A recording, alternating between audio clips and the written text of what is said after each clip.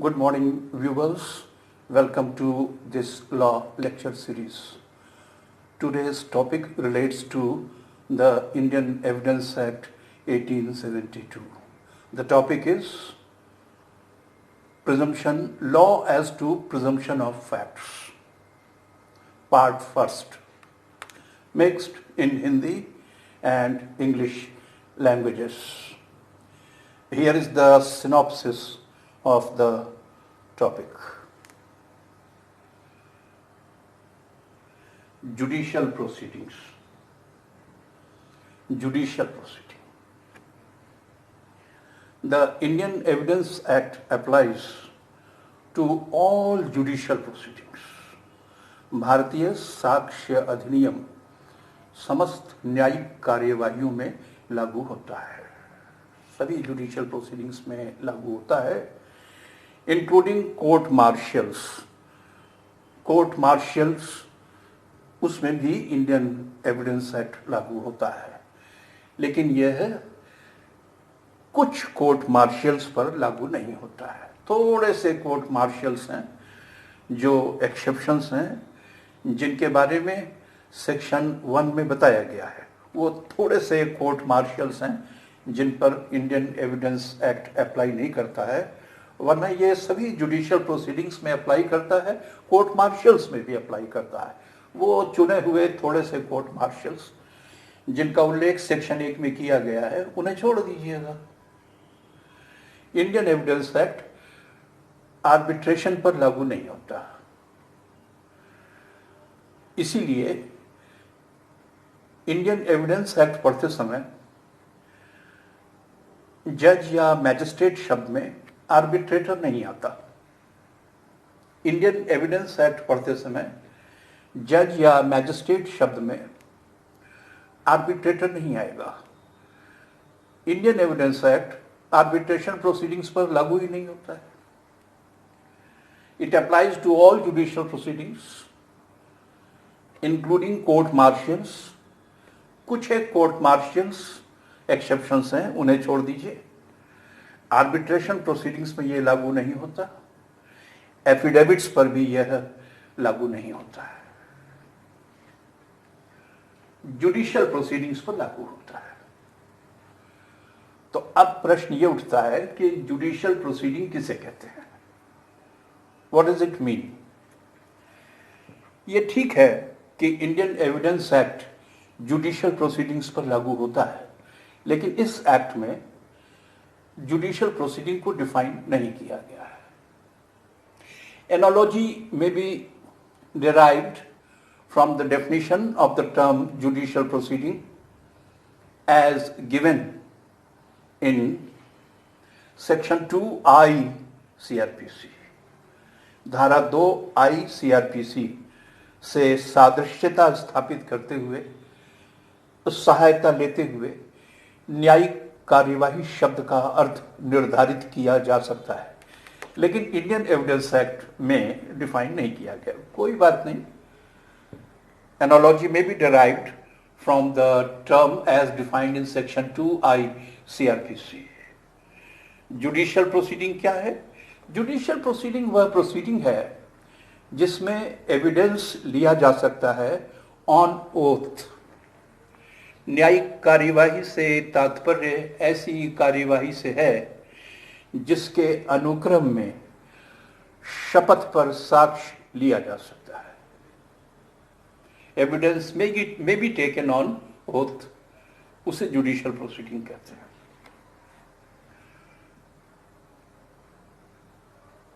ये section 2I CRPC है। Now what is the purpose of judicial proceeding? Judicial proceeding का purpose क्या है? पर्पस यहां देखिए, ascertainment of rights, ascertainment of rights, ascertainment of liabilities, ascertainment of disabilities। अधिकारों, दायित्वों तथा निर्योग्यताओं का निर्धारण, अवधारण। All judicial proceedings aim at ascertainment of rights, liabilities, and disabilities of the parties.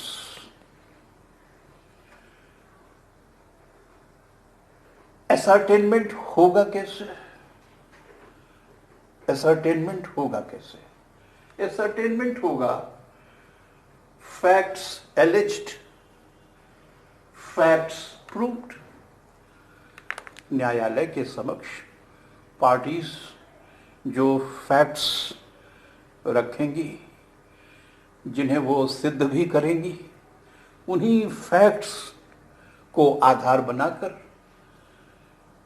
Judicial proceeding में राइट्स, लाइबिलिटीज एंड डिसेबिलिटीज का determination होगा.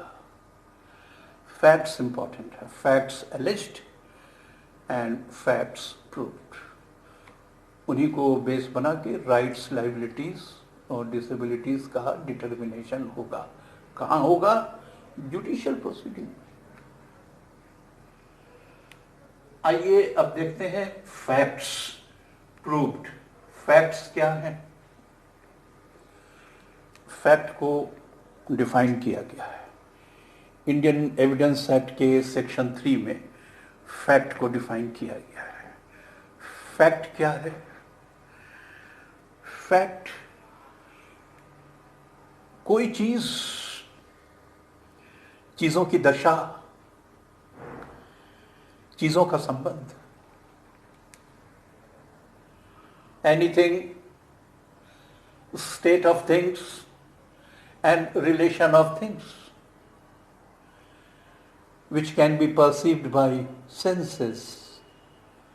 कोई चीज, चीजों की दशा, चीजों का संबंध, जिन्हें हम अपनी इंद्रियों द्वारा अनुभूति में ले सकते हैं, सेंसेस के द्वारा परसीव कर सकते हैं,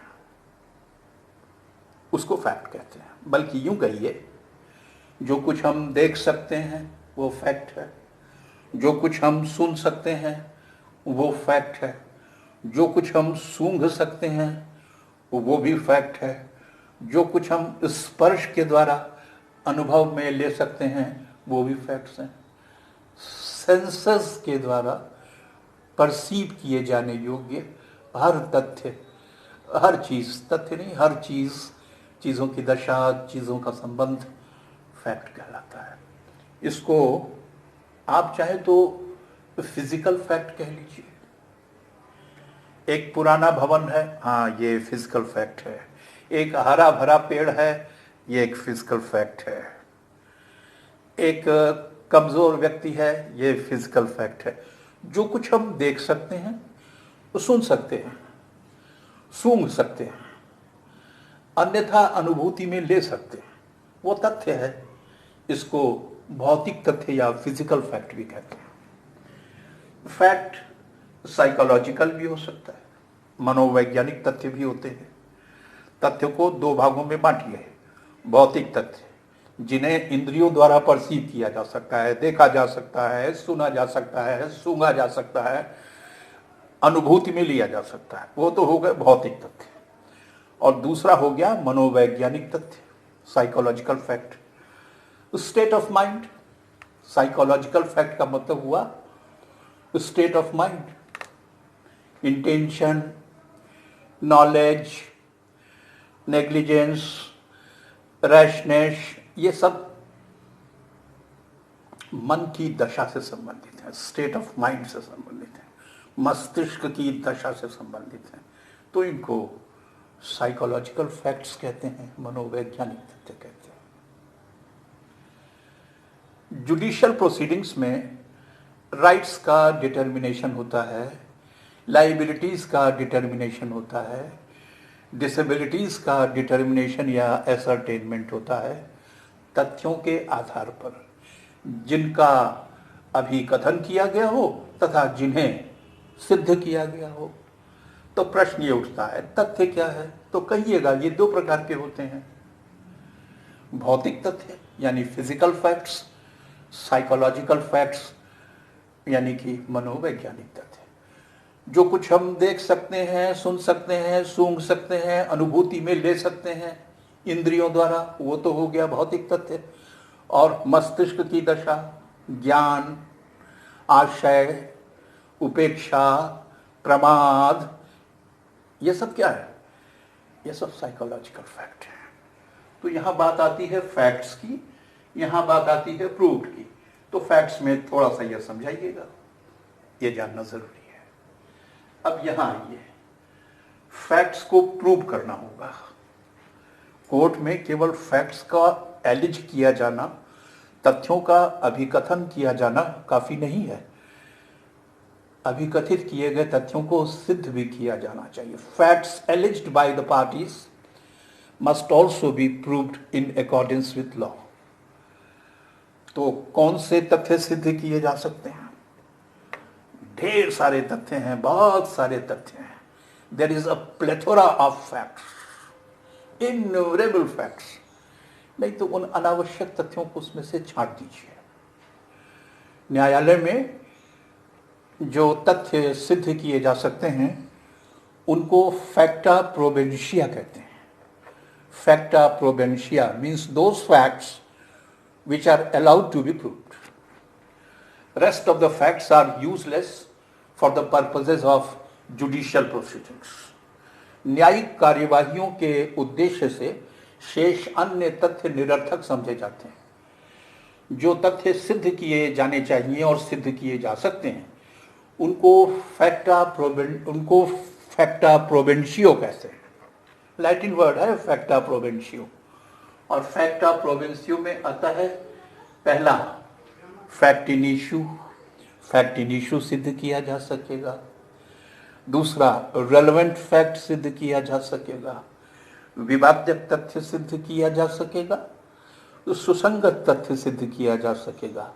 इन दोनों को संयुक्ततः कहते हैं फैक्टा प्रोबेंशिया, प्रिंसिपल फैक्ट्स। इनको सिद्ध कीजिए और इन दोनों के अतिरिक्त कोई अन्य तथ्य नहीं, उसको सिद्ध नहीं किया जा सकता है। Section 5 of the Indian evidence act, section 5 of the Indian evidence act बिल्कुल क्लियर है। What does it provide? It says in all suits and proceedings, सभी सूट्स में और सभी प्रोसीडिंग्स में केवल फैक्ट इन इशू सिद्ध किए जा सकते हैं, रेलेवेंट फैक्ट सिद्ध किए जा सकते हैं, and no other. In all suits and judicial proceedings only fact in issue may be proved and relevant fact may be proved and no other. No other. Section 5 को सेक्शन 136 के पहले class के साथ पढ़ा जाता है। जब भी सेक्शन 5 पढ़िए तो 136 जरूर पढ़िए। Section 5 of the Indian evidence act comes into operation through section 136 class 1 para 1। What facts may be proved? Section 5 fact in issue may be proved, or relevant fact may be proved, and no other fact may be proved. और कुछ नहीं सिद्ध कर सकते, कोई अन्य तथ्य नहीं सिद्ध करेंगे। वो निरर्थक तथ्य होगा और उसको सिद्ध करने की अनुमति देने का अर्थ है समय नष्ट करना, श्रम नष्ट करना, धन नष्ट करना और अनावश्यक असुविधा मोल लेना। केवल काम के तथ्य सिद्ध कीजिए जिन पर निर्णय निर्भर है, यानी फैक्ट इन इशू, उसी पर जजमेंट डिपेंडेंट है, तो ठीक है, उसको सिद्ध कर लीजिए। रेलेवेंट फैक्ट, इन पर निर्णय निर्भर तो नहीं होता लेकिन ये निर्णय तक पहुंचने में सहायक है। Judgment does not rest on the relevant facts but they are helpful in reaching to the judgment. दो तरह के तथ्य हैं, फैक्ट इन इशू सिद्ध करिए जिस पर जजमेंट डिपेंड करता है, और रेलेवेंट फैक्ट सिद्ध करिए जो केस को समझने में सहायक हैं, निर्णय तक पहुंचने में सहायक है। अन्य तथ्य निरर्थक और अनावश्यक हैं, और उनको सिद्ध करने का अर्थ है समय, श्रम, धन नष्ट करना और पक्षकारों को अनावश्यक असुविधा में डालना, तो उसे सिद्ध करने की अनुमति नहीं है। सेक्शन 5 बार करता है, नो अदर।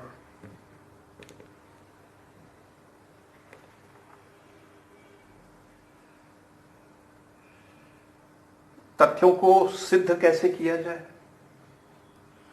फैक्टा प्रोवेंशिया मैं सिद्ध करना चाहता हूं, बताइए जरा कैसे सिद्ध करूं? How to prove? साधन क्या होगा? साक्ष्य। साक्ष्य, और क्या साधन हो सकता है? किसी तथ्य को सिद्ध करने के लिए साधन क्या होगा? एविडेंस। एविडेंस दीजिए, साक्ष्य पेश कीजिए। हाउ टू प्रूव, कैसे सिद्ध करेंगे? मीन्स साधन क्या होगा, सिद्ध करने का जरिया क्या होगा? साक्ष्य होगा। जरिया साक्ष्य होगा। कौन सा साक्ष्य? आइए इसको देखते हैं, कौन सा साक्ष्य?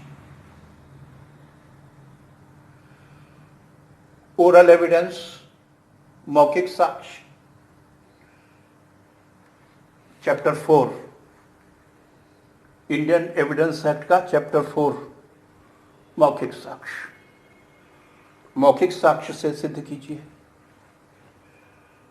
दूसरा ये देखिए, डॉक्यूमेंट्री एविडेंस, दस्तावेजी साक्ष्य से सिद्ध करिए, मौखिक साक्ष्य से सिद्ध करिए और दस्तावेजी साक्ष्य से सिद्ध करिए। ये देखिए, दोनों से सिद्ध करिए। मौखिक साक्ष्य भी दीजिए और दस्तावेजी साक्ष्य भी दीजिए, दोनों से सिद्ध कीजिए।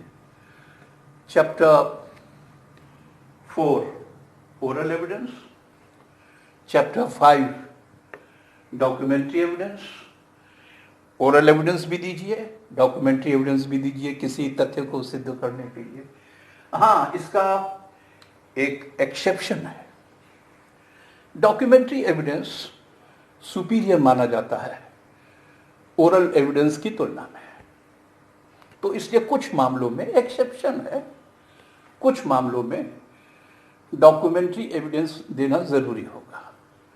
ओरल एविडेंस एडमिसिबल नहीं होगा, तो वो तो एक्सेप्शन हुआ ना, वरना किसी फैक्ट को सिद्ध करने के लिए ओरल एविडेंस भी दे सकते हैं, डॉक्यूमेंट्री एविडेंस भी दे सकते हैं। कुछ मामले हैं जो चैप्टर 6 में दिए हुए हैं। चैप्टर 6 उसमें आने वाले मामलों को दस्तावेजी साक्ष्य से ही सिद्ध किया जा सकता है, डॉक्यूमेंट्री एविडेंस से ही प्रूव किया जा सकता है। ओरल एविडेंस एडमिसिबल नहीं होता है, तो वो तो एक्सेप्शन हो गया। तो how to prove a fact? By oral evidence, by documentary evidence, by oral and documentary evidence both. Exception is chapter 6। कुछ मामलों में दस्तावेजी साक्ष्य ही देना होगा, ओरल एविडेंस या मौखिक साक्ष्य एक्सक्लूड कर दिया जाएगा। अब वो आप चैप्टर 6 इंडियन एविडेंस एक्ट में पढ़ेंगे कि किन मामलों में डॉक्यूमेंट्री एविडेंस अपनी सुपीरियरिटी के कारण ओरल एविडेंस को एक्सक्लूड कर दिया जाएगा, कर देगा, और ओरल एविडेंस एडमिसिबल नहीं रह जाएगा। Who is to prove? सिद्ध कौन करेगा? पार्टी सिद्ध करेंगी, और कौन सिद्ध करेगा? मुकदमा मेरे और आपके बीच में है, तो मैं सिद्ध करूंगा, आप सिद्ध करेंगे, पार्टीज प्रूव करेंगे। प्रूव करने के रूल्स कहाँ दिए हुए हैं? प्रूव करने के रूल्स चैप्टर 7 में दिए हुए हैं। चैप्टर 7 है बर्डन ऑफ प्रूफ। तो चैप्टर 7 के मुताबिक मैं सिद्ध करूंगा या आप सिद्ध करेंगे, मैं सिद्ध करूंगा या आप सिद्ध करेंगे। बर्डन ऑफ प्रूफ के संबंध में रूल्स चैप्टर 7 में दिए हैं, और चैप्टर 7 के अनुसार ही दोनों पार्टीज एविडेंस देती हैं। ओरल एविडेंस दें चाहे डॉक्यूमेंट्री एविडेंस दें, चाहे दोनों एविडेंस दें, पार्टीज देंगी। और चैप्टर 7 में जो नियम बताए गए हैं उनके अनुसार साक्ष्य पेश किया जाएगा, साक्ष्य दिया जाएगा। क्या कुछ फैक्ट्स ऐसे भी होते हैं जिन्हें सिद्ध करने की आवश्यकता ही नहीं है? ऐसे भी कुछ फैक्ट्स होते हैं क्या जिनको प्रूव करने की आवश्यकता ही नहीं है? हाँ, होते हैं। There are certain facts which need not be proved. कौन से फैक्ट्स हैं जिनको सिद्ध करने की आवश्यकता नहीं है? Facts judicially noticeable. कुछ तथ्य ऐसे होते हैं जिनकी न्यायिक अवेक्षा की जा सकेगी, जुडिशियल नोटिस लिया जा सकेगा। So the facts judicially noticeable need not be proved. Facts judicially noticeable need not be proved. और इस संबंध में जरूरी प्रोविजन ये रहा, सेक्शन 56, 57। दूसरा देखिए, फैक्ट्स जुडिशियली एडमिटेड। कुछ फैक्ट्स ऐसे होते हैं जिनको मैंने एडमिट कर लिया है, स्वीकार कर लिया है। तो स्वीकृतियां दो तरह की होती हैं, एक्स्ट्रा जुडिशियल और जुडिशियल। एक्स्ट्रा जुडिशियल एडमिशन की बात यहां नहीं हो रही है। फैक्ट्स जुडिशियली एडमिटेड, न्यायिकतः स्वीकृत तथ्यों को सिद्ध करने की आवश्यकता नहीं है। इस आशय का प्रोविजन सेक्शन 58 है। आप ये बताइए कि किन तथ्यों को सिद्ध करने की आवश्यकता नहीं है? पहला, facts judicially noticeable need not be proved, sections 56 and 57। Facts judicially admitted need not be proved, ये रहा सेक्शन 58। और तीसरा देखिए, फैक्ट्स जुडिशियली प्रिज्यूमेबल। कुछ फैक्ट्स ऐसे होते हैं जिनको कानून परमिट करता है कि इनका प्रजम्पशन कर लीजिए, इनको मान लीजिए, इनका एग्जिस्टेंस या नॉन एग्जिस्टेंस प्रिज्यूम कर लीजिए। तो जिस चीज को हम प्रिज्यूम कर लेंगे, उपधारित कर लेंगे, प्रकल्पित कर लेंगे, तो उसे भी सिद्ध करने की आवश्यकता नहीं है। तो किन तथ्यों को सिद्ध करने की आवश्यकता नहीं है? पहला, फैक्ट्स जुडिशियली नोटिसिएबल, सेक्शंस 56, 57। दूसरा, फैक्ट्स जुडिशियली एडमिटेड, सेक्शन 58। तीसरा, facts in regard to which presumption may be raised, section 4। और कुछ फैक्ट्स ऐसे भी होते हैं जो सेल्फ एविडेंट फैक्ट हैं। सूर्य निकला तो अंधेरा दूर हो गया होगा, सूर्य डूबा तो अंधेरा छा गया होगा। ये तो सेल्फ एविडेंट है, ये तो सेल्फ एविडेंट है। तो सेल्फ एविडेंट फैक्ट्स को भी प्रूव करने की आवश्यकता नहीं होती है। 4 फैक्ट्स हो गया जिनको सिद्ध करने की आवश्यकता नहीं है। ये देखिए, 1, 2, 3, 4। बात यहां हो रही है प्रिजम्पशन की, जो कि हमारा टॉपिक है, प्रिजम्पशन। तो 2 बातें ध्यान रखिएगा। कोई भी प्रिजम्पशन, प्रिजम्पशन मीन्स मानकर चलना, एस्यूम करके चलना, टू टेक फॉर ग्रांटेड। तुम मान के चलना, हाँ मानकर चल सकते हैं, किन्हीं तथ्यों को मानकर चल सकते हैं। एग्जिस्टेंस और non existence of some facts में बी प्रिज्यूम्ड। प्रिजम्पशन लॉ के संबंध में नहीं होता। No law can be presumed, only fact can be presumed. और प्रिजम्पशन भी तब करेंगे जब there is authority of law.